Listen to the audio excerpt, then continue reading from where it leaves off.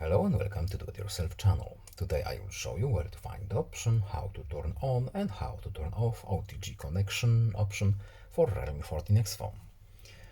First of all, we need to go to settings. Then in settings, we are looking for accessibility and convenience menu. Then we need to scroll all the way down this list, and here we have OTG connection switch. What does it do? We have very short explanation here. So, get better compatibility with peripheral devices, including earphones and other USB devices. So we can enable this option, and as you can see, now we have automatically turns off if not used for 10 minutes message.